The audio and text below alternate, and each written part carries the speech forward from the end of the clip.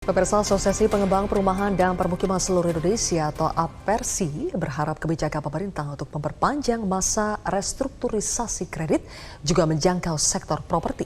Banyak nasabah yang mengambil kredit perumahan rakyat juga terdampak pandemi COVID-19 sehingga layak untuk mendapatkan restrukturisasi kredit. Pihak Otoritas Jasa Keuangan atau OJK menilai saat ini masih terjadi tingginya ketidakpastian ekonomi secara global.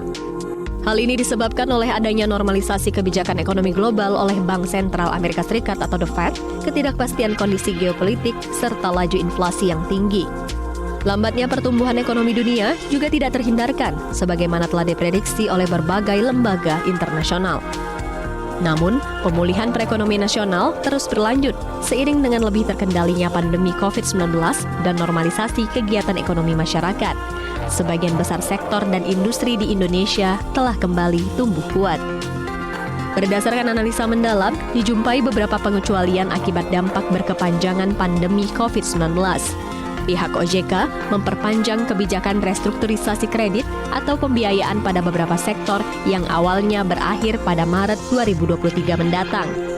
Kebijakan ini untuk mendukung segmen sektor industri dan daerah tertentu yang memerlukan periode restrukturisasi kredit atau pembiayaan tambahan selama 1 tahun sampai 31 Maret 2024. Di antaranya, segmen UMKM yang mencakup seluruh sektor seperti sektor penyediaan akomodasi dan makan minum.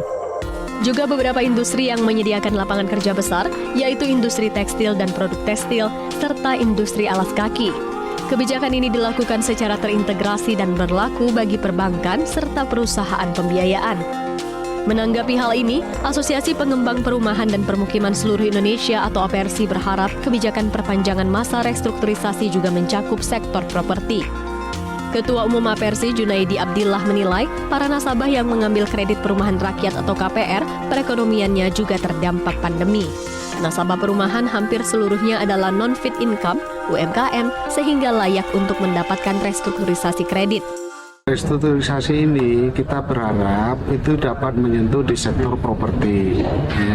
Selama ini sektor properti sepertinya kurang dipandang oleh OJK yang kaitannya bagaimana industri properti ini tetap jalan.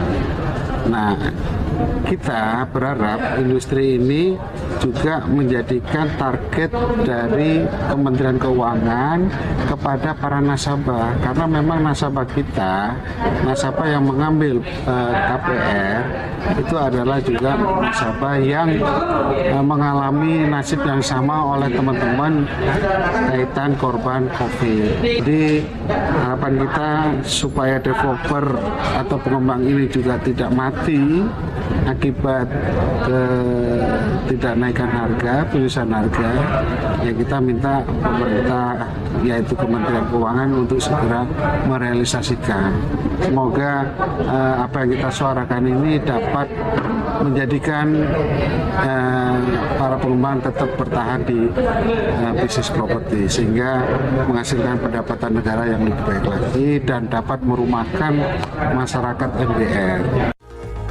Junaidi juga berharap pemerintah melalui Kementerian Keuangan segera mengesahkan peraturan seputar penyesuaian harga properti, khususnya perumahan.